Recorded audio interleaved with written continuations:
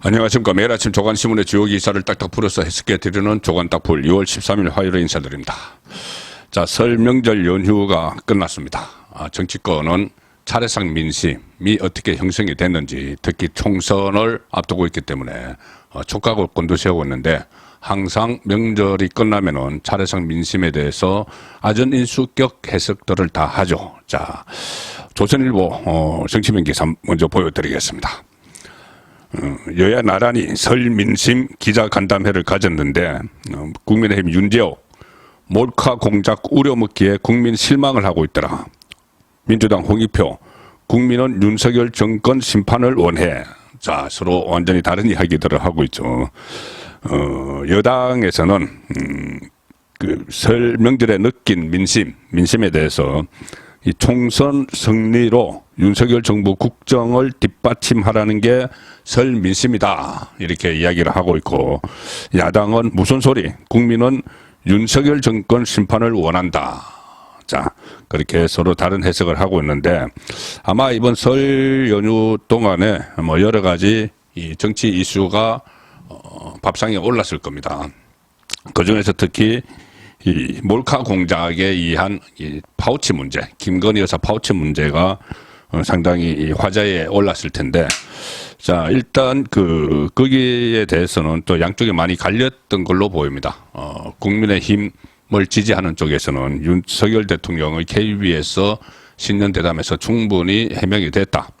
반면에 이 민주당 지지자들은 이 사과를 안 했다, 뭐 이렇게 이야기를 많이 하죠. 그렇지만 이 문제는 사과를 하면 할수록 더 의혹이, 그러니까 근거 없는 의혹이 더 커질 수밖에 없는 겁니다.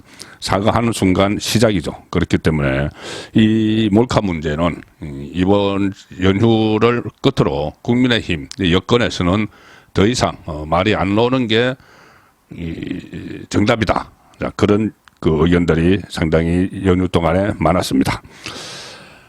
또 연휴 동안에 이 졸속으로 하나 깜짝 등장한 게 있죠. 뭐 소위 말하는 제3지대 신당인데, 뭐 빅텐트 이렇게 이야기하는데, 과연 이게 빅텐트로서 기능을 할 수 있을까? 그 부분은 의심이 듭니다. 일단 중앙일보와 동아일보 3면 기사입니다.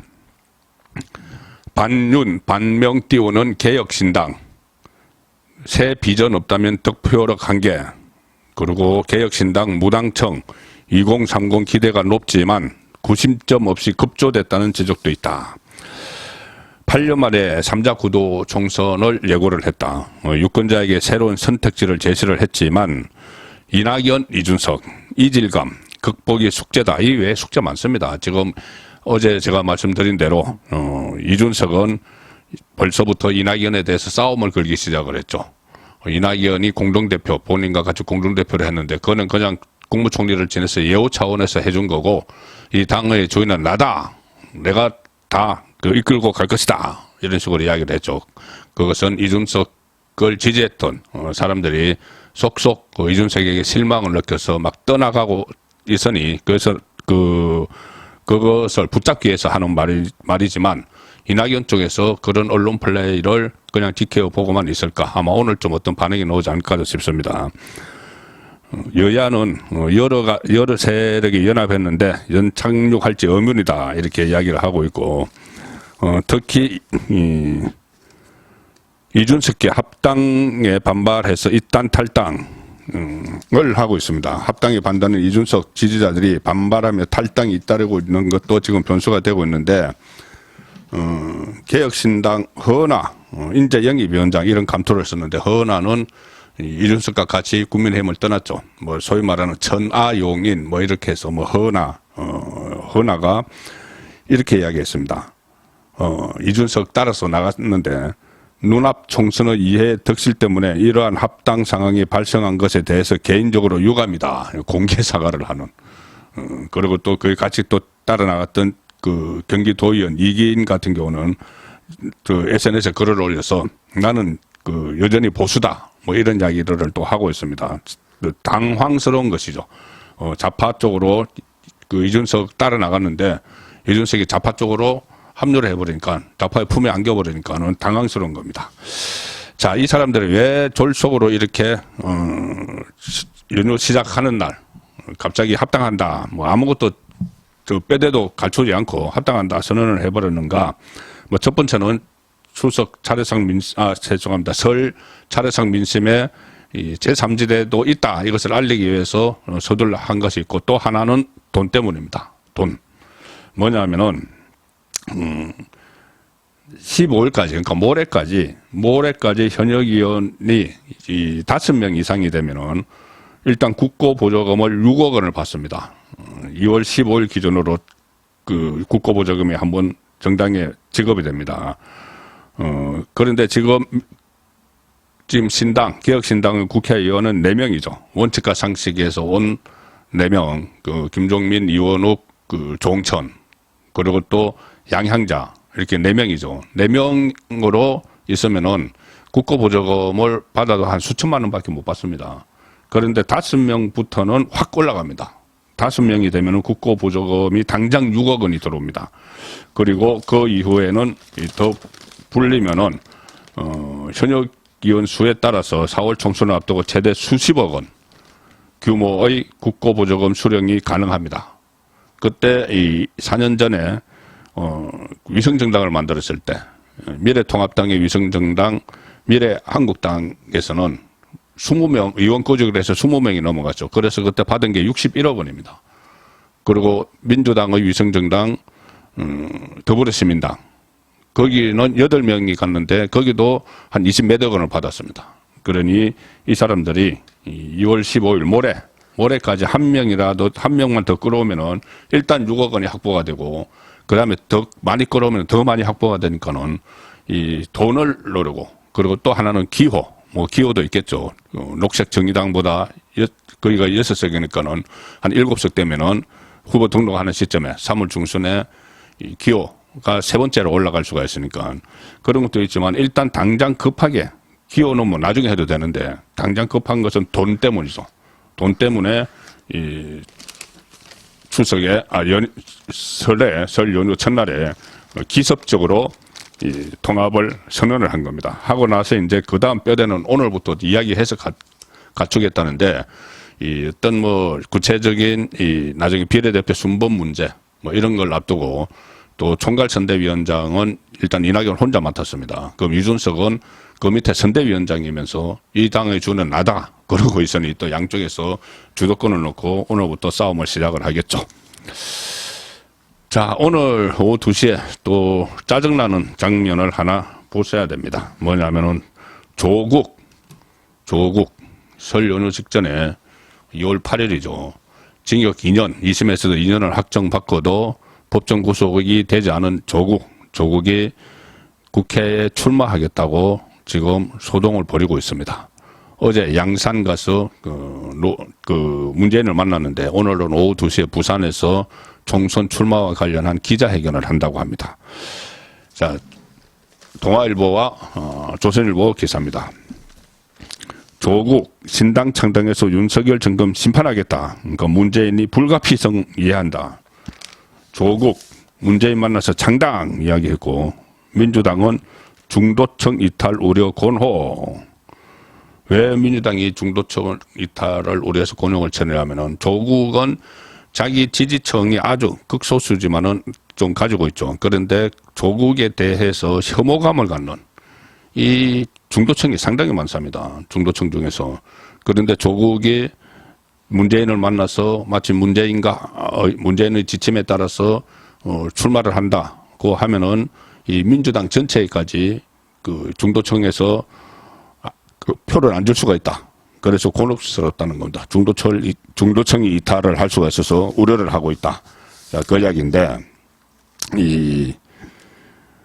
뭐 두 사람이 만나서 뭐 이런저런 이야기를 했는데 어쨌든 뭐 출마한다는 이야기고, 뭐 문재인은 뭐 본인이 출마하겠다는데 뭐라고 합니까? 자기는 조국에게 뭔지 몰라도 마음의 빚이 있다고 그 생각을 한다고 말하는 사람인데, 그런데 어쨌든 민주당 관계자는 지난 대선 때 겨우 조국의 강을 건넌 민주당 입장에선 정권 심판론 대신 조국 심판론, 민주당 심판론으로 이어질 수 있어서 결코 유리하지 않은 거림이다 이렇게 평가를 했는데 저는 이 조국이 만약에 국회에 입성에 성공을 한다면은 지금 3% 정당 투표율 하면은 한 명이 당선되죠. 근데 한 명은 여성을 해야 되기 때문에 조국이 2번을 받아서 당선된다고 하면은 또 뭐 제가 서종욱의 법대로 시간에 말씀드렸다시피 조국은 무슨 짓이든 할 수 있는 사람이니까 자기가 안 나가고 딸 조민을 1번으로 해서 또 출마시킬 수도 있다. 그런 말도 여의도 정가에서 나돌고 있습니다.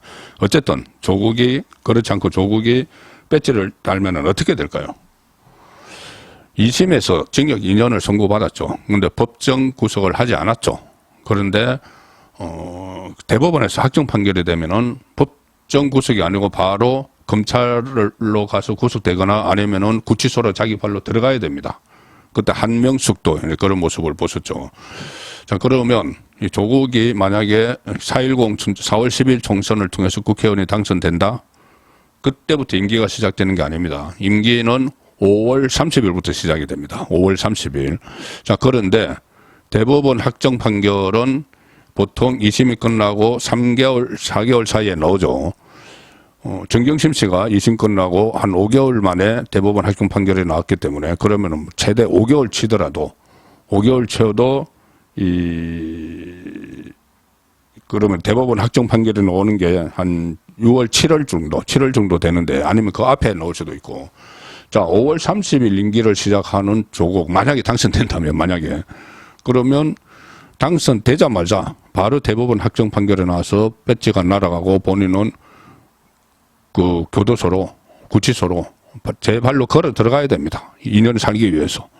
자, 그런 상황인데 이 조국이 출마를 하겠다 이렇게 이야기하는 것이 참 코미디 같은 일이죠. 뭐 이런 코미디 같은 일이야 지금 민주당 안에서 계속 일어나고 있는 상황이긴 합니다.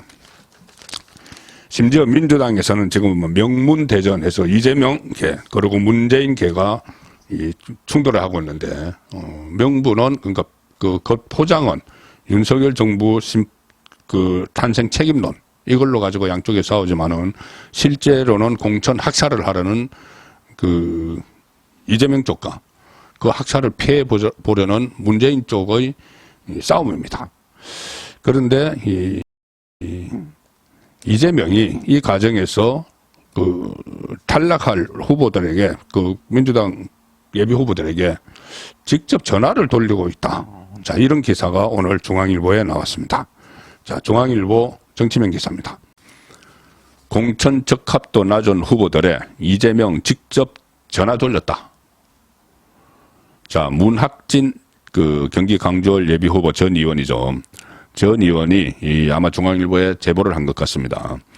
1월 27일에 이재명의 전화를 받았는데 이재명입니다. 이렇게 이야기를 하더라는 겁니다.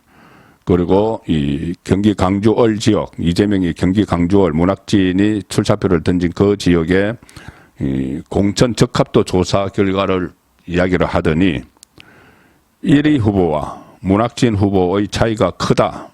이런 취지로 이야기를 하더라. 그리고 사실상 공천이 어려울 것이라는 취지였고 불출마를 권고하는 차원이었다. 자, 불출마. 당신은 어차피 공천 못 받으니까 불출마 하세요. 불출마 선언하세요. 자, 이런 겁니다. 반발하지 못하도록. 문학진은 대선에서 이재명의 정무특보단장으로 활동하면서 이재명 대표와 거리가 멀지 않았는데 그런데도 그 지역에 경기 강주월에는 더 여기도 문학진도 친명으로 구분할 수가 있는데 친명 정도가 아니고 찐명, 진짜 친명, 찐명이 출마를 하려고 한다는 겁니다. 안태준 당대표 특보가 출마를 하려고 하니까는 찐명이 출마를 하려고 하니까 친명에게 이재명이 전화를 걸어서 자리 좀 비키세요. 이렇게 이야기를 하고 있다는 겁니다. 서울 격전지에 출마한 전직 다선 의원에게도 전화를 이재명이 했는데 이때도 적합도 조사 이야기를 하면서 불출마하라 직접 거론하지는 않았지만 결국 공천이 어렵지 않겠느냐 그러니 자리 비켜라 야권 관계자는 이재명이 두 후보 외에도 적합도 결과가 좋지 않은 몇몇 예비 후보에게 직접 연락을 한 것으로 안다. 공천은 전적으로 공관위가 키를 져야 되는데 결과가 확정되지 않았는데 이재명이 특정 후보 사퇴를 종용하면 공천 과정도 왜곡될 수 있지 않겠나. 뭐 이재명의 이런 그 행태야 완전히 1인 정당으로 만들려는 그 과정에 지금 있는 것이죠. 그리고 과거에 뭐 상김도 정말 정당을 이렇게는 운영하지 않았습니다. 이재명 사법 리스크에 처해 있는 이재명이 당을 이렇게 사당화, 완전히 사당화를 하는데도 거기에 별 소리를 하지 못하고 있는 민주당 의원들, 참 아무리 공천을 받아야 되는 처지지만 한심하다는 생각이 듭니다. 자, 마지막 소개해드릴 기사는 조선일보 정치면 기사입니다. 제목은 야만 하던 영화 정치가 여서도 설 연휴 줄줄이 인정삿. 이승만 다큐 영화 건국전쟁 다큐멘터리 영화인데 상당히 지금 인기를 끌고 있습니다. 거기 여당 정치인들이 쭉 관람을 하고 인증샷을 올렸다는 이야기입니다. 한동훈 비대위원장도 받고 오세훈 서울시장, 정진석 의원, 나경원 전 의원 쭉 관람하고 후기를 남겼는데 독립 그리고 건국 위해서 애쓴 이승만의 모습, 이 모습이 총선에서 여권에 긍정적인 영향을 줄 것으로 기대를 하는 그 마음에서 이 영화를 줄줄이 관람을 하고 있다. 건국전쟁을 관람하고 인정샷을 남기면서 이승만 전 대통령 재평가에 나섰다. 이승만 전 대통령 재평가도 총선의 이슈 중에 하나로 등장을 하고 있습니다. 2월 13일 보내드린 조간 딱풀이었습니다.